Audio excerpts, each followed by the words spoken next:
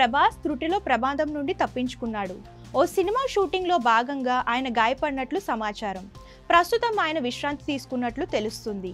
అయితే ఈ విషయాన్ని ప్రభాస్ సోషల్ మీడియా వేదికగా వెల్లడించారు. ఆయన ప్రధాన పాత్రలో నటించిన చిత్రం కల్కి 2898 AD నాగ్ అశ్విన్ దర్శకత్వంలో వచ్చిన చిత్రం సూపర్ హిట్ గా నిలవడమే కాకుండా 1100 కోట్లకు పైగా వసూలు రాబట్టింది. అయితే ఈ సినిమాను వచ్చే ఏడాది జపాన్లో విడుదల చేస్తున్నారు మేకర్స్. జనవరి 3న జపాన్లో విడుదల కానుంది. ఈ సందర్భంగా జపాన్లో ప్రమోషన్స్ లో పాల్గొనాల్సి ఉంది ప్రభాస్. అయితే తాను ఈ వేడుకకు రాలేకపోతున్నానని ప్రభాస్ వెల్లడించారు. మీరు నాపై చూపిస్తున్న ప్రేమకు అభిమానాలకు ధన్యవాదాలు. జపాన్లోని అభిమానులని కలవాలని ఎప్పటి నుంచో అనుకుంటున్నాను.